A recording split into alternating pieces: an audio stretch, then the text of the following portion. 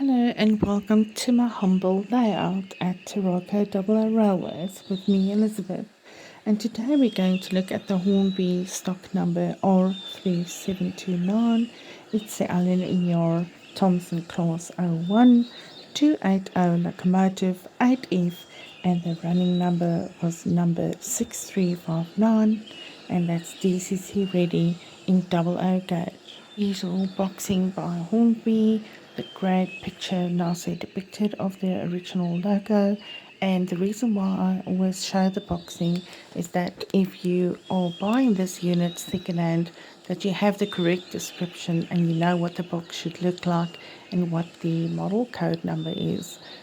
People don't always have access to Google on Hornby's website what the running numbers are and the details. In the back of the box we have the usual configuration of the logo and specs, and also the history and the description 8F. Service maintenance guide, how to fit the accessories. And speaking of the accessories, this little bag is almost empty. There's almost nothing in here but 3 little items.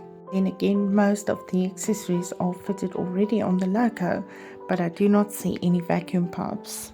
This be the reason why this is one of Hornby's most inexpensive models.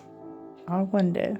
What is so amazing about the 280 locomotives? Well, let's find out.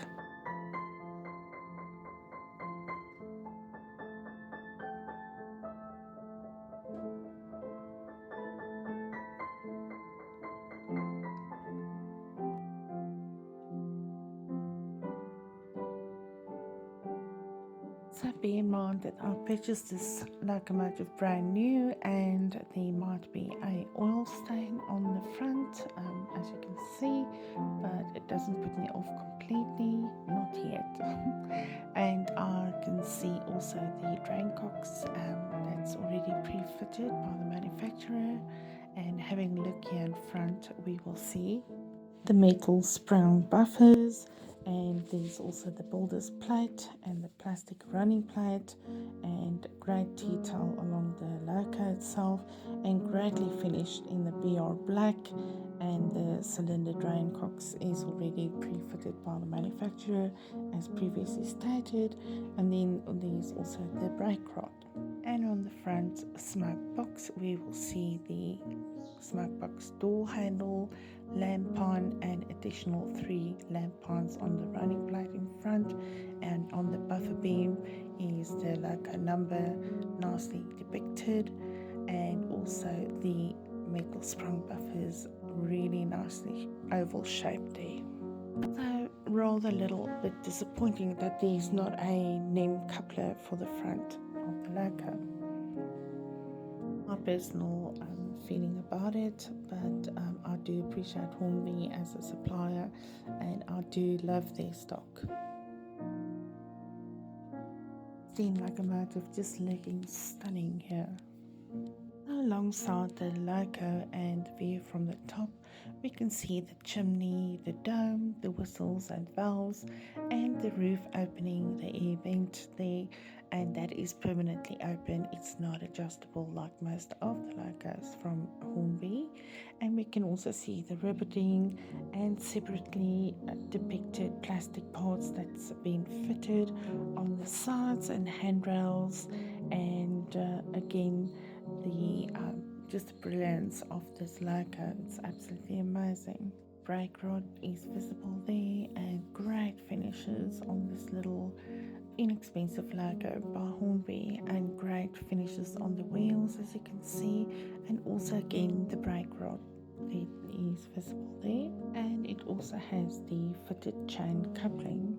Moving over to the cab now, we can catch a glimpse there in the distance of the cab interior. The numbering on the side of the cab is also brilliantly done, and the logo shed plate there, and then also the glazed windows, and you can catch a glimpse of the drivers and Coleman chairs that's inside the cab there, and great finishes and great detail inside the cab as well.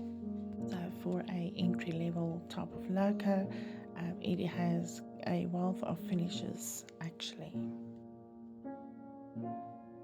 going over to the tender, we'll see I really do like this little tender.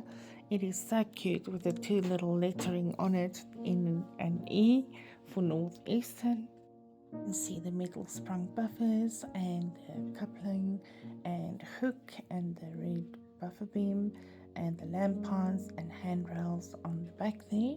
See that the oil only pops up when you shine a light on the loco. The light actually points it out, and I really don't know if I should return this loco because of it, or should I just accept it, because I mean it is a black loco and they weren't always perfect and clean. They were very mocky and hard-working locos. It's a pity, again, just Hornby just can't get that right, and I can see why other people always complain about oil marks on their locos, because now I'm experiencing it actually for the second time, and it's such a shame really, because it's such a nice product. It's such a great item to have. Look at the tender wheels and the brakes and everything there, and the steps to the tender, all beautifully finished. And looking at the top of the tender, we're looking at the coal load now. It is also previously shaped a fine coal, like the the BR 280s that are much older, that I've got with the flickering firebox that you'll see in the next video. It's very comparable to that and not the latest coal load finishes, but it's still acceptable. It does look real. Obviously there are cab doors going into the tender with its finishes there, and also very nicely done. Nothing but honesty about this locomotive and my review on it. I still think it's a great loco. It's just a pity that I'm going to have to clean it off to get it in spick and span shape that I need it to be. And again, if you look at the photos of the loco, it does show a name coupler in the front, and I think if you look closely you might also see the vacuum pipes, although I cannot see that, but at least you see on the photo there's a name coupler in front. So I do not know if this was maybe not all the accessories are fitted in the bag. I'm gonna have to investigate.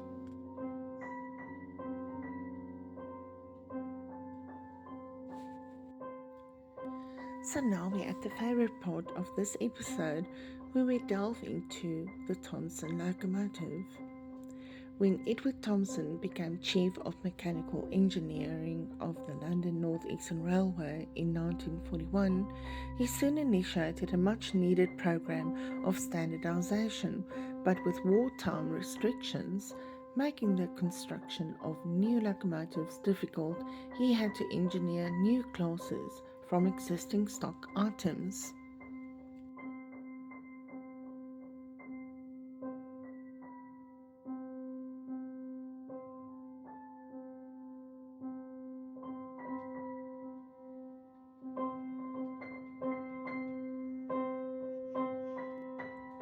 One of the first designs he needed to consider was for a heavy goods 280 locomotive to replace all of the LNER's existing 280s and 080s and various 060s, including the J19s, the J20s, and the J38s and J39s.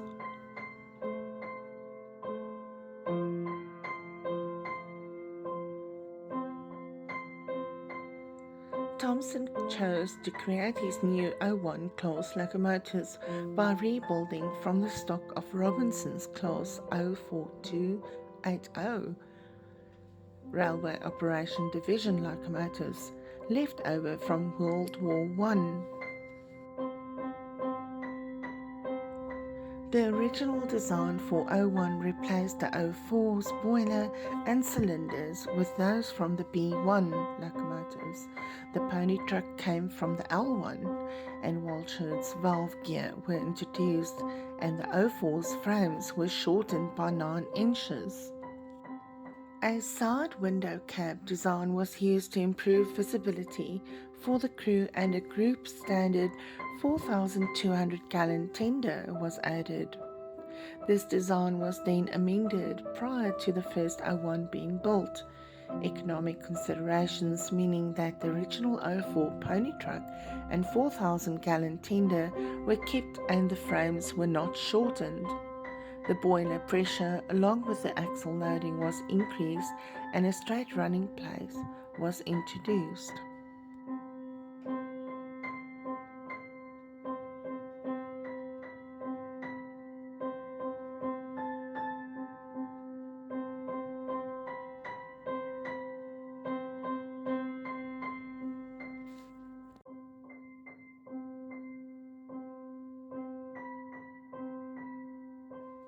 The O1 rebuild program started in February 1944 with a locomotive number 6595 and took place in conjunction with the 048 rebuild program.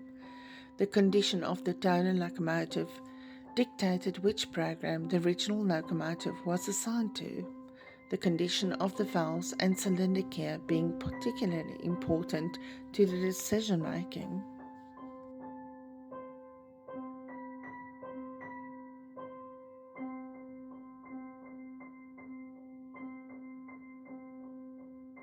The Alanior's post-war modernization program retained the O1 rebuilds, but the program slowed as the Alanior's immediate need for heavy goods locomotives was being met by Stanier's 85 Class 06 and Riddle's WD Class 07 locomotives. A post-nationalisation review of the program was conducted by British Railways in 1949 and it concluded a total of 58 O4 locomotives being rebuilt as O1s.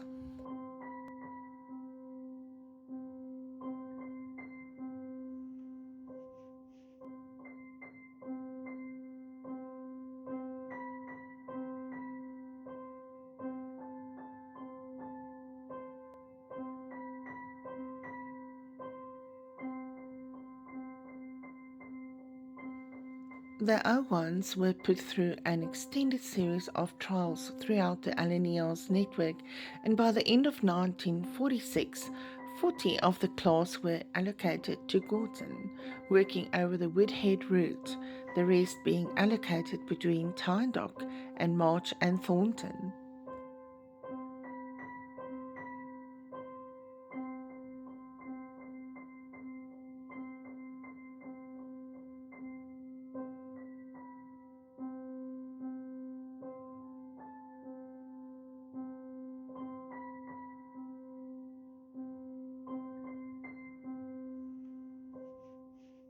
Following the nationalisation by 1951, Tyndalk's allocation stood as 5 and the remaining 53 of the class were allocated to Ainsley, where, due to the poor water quality, the tenders were fitted with water treatment.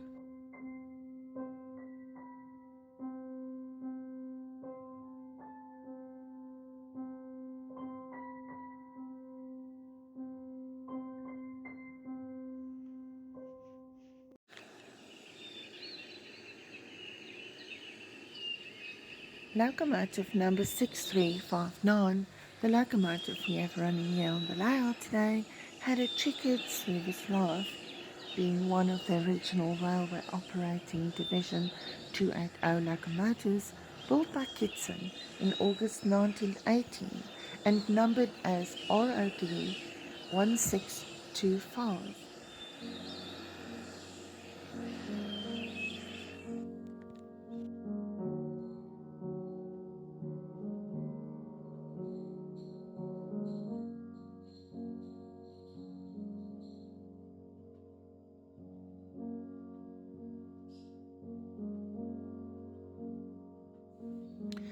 Transferred to the Alanior on February 2nd, 1924 to become a Class 043, the locomotive was renumbered as Alanior 6359 and was allocated firstly to Gorton, then Sheffield, Newton, and Doncaster and Rutford and Thompson, before being rebuilt as a Class 01 in April and May 1945.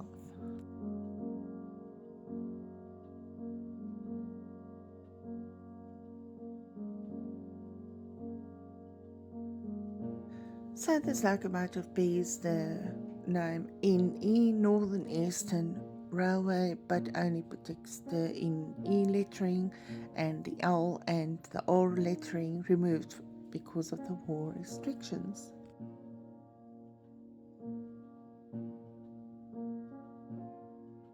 Renumbered as 63663 under British Railways in June 1949, the locomotive was finally withdrawn from service on November 1st, 1964.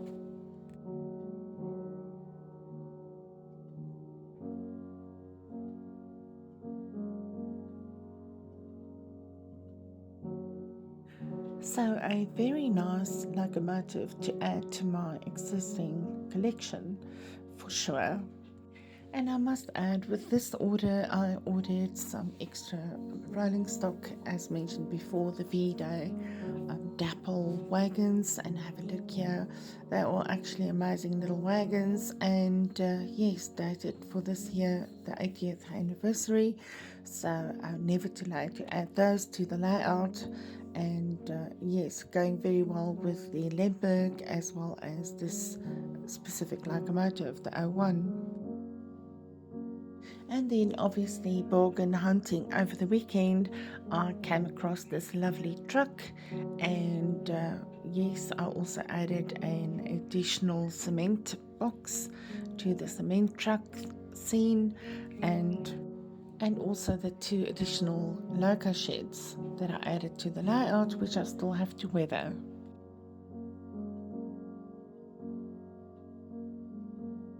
It's always great to get some nice specials or classic wagons for the collection, and I happened to stumble up across this Grafov closed wagon, which is a Worthington wagon, but unfortunately it doesn't really have wheel axles, so the wheels don't really turn, and I didn't realize that when I purchased it. And I know that the supplier or the little swap meat shop normally don't stock any rolling stock that is faulty, so this was quite a surprise for me. But yes, nevertheless, I decided to keep it, so I need to work on a way to get those wheels moving and get those wheels turning. In exciting news is that for my power supply, I ordered a smaller stand, and they're busy building it right now, so hopefully I can move this whole large desk out of the way. It just does make the space in the garage just a little bit more crowded, so I have to move it out and get something smaller, so I'll give you an update once that arrives. In addition to this new stand, there will also be a new bookshelf in this area, so I'll remove all of this and try and incorporate it in the main theme, but at least I can put my classic books on display there of the railway, the British Railway books and magazines. Finally, the last change for now will be this area that you can see on the wall, where I will be installing the new shelving, so that'll be about 4 meters in length, and I'm sure I can put loads of my rolling stock and additional stock on that shelving, and just run out the fact that I normally keep it at the bottom of the layout and in boxes, and if you need to look for something in a crowded space something is bound to break, and damages you will suffer at the end of the day. So yeah, to avoid that, this is why I had to improvise and do this for now. And then of course, very exciting, something to look forward to is a complete new layout, and that will be completely different to the existing layout. So more on that to follow in the following episodes, as well as outstanding items that we are still going to cover, like a guest that's still coming to visit us at Taroko. And number 2 is the GWR rollout stock that I've been pondering about and putting on hold, as most of my GWR locos need servicing and cleaning. So please bear with me, that will still come for sure. And for now, it feels like I'm coming down with something. Hopefully not COVID. Oh my goodness. But yeah, thanks everyone for joining me. And I love this hobby, and thanks for loving the hobby with me. So I wish you all the best. Regards, Elizabeth.